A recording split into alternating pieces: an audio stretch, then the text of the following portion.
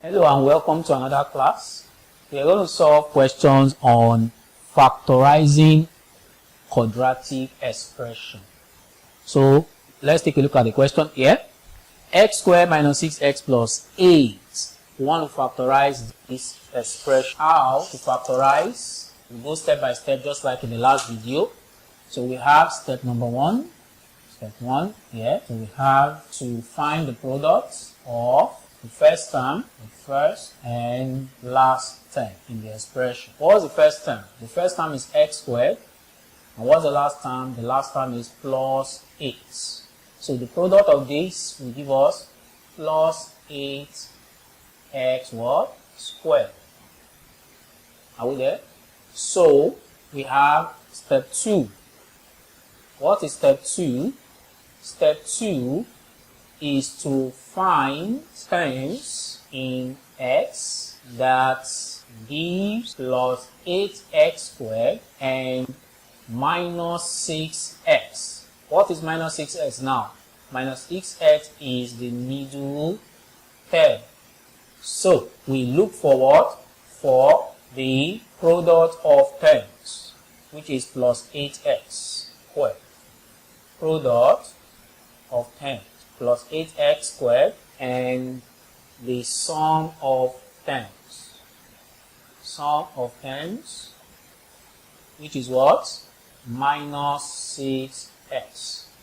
So, if we look around our timetable, we will notice that if we take minus 4x and we multiply it by minus 2x, we are going to get plus 8x squared. That is 4 times 4, 4 minus 4 rather, times minus 2 will give us plus 8, and x times x will give us x squared. Then if we do that on this side, we have minus 4x. What are we doing on this side? We are finding the sum. So when we find the sum of minus 4x and minus 2x, we get what? We get minus 6. That means minus 4 minus 2x. You can say you are owing someone 4 naira, you are owing another person 2 naira. What is your total basic? Your total amount that you are owing is minus 6x. So, since we know the terms that represent the product of terms and that represent the sum of terms, we can now what? Go to step number 4. Step 4 here is to what? Is to replace the middle term, replace the middle term by the terms we've gotten in step 2. By what? By minus 4x and minus what? 2x. So let's do that. So the expression says x squared minus 6x plus 8. So let's replace it now. If I do that, I have x squared. Instead of writing minus 6, I write minus 4x minus 2x, and I have plus 8. So, go to the next step now, which is to what? To pair. Pairing. So, pairing them together now, we have x squared minus 4x minus 2x plus 8. So I'm pairing x squared with 4x, and I'm pairing minus 2x with plus 8. After that, which is the last step now, is to factorize, which is what the question says. Factorize. Factorizing.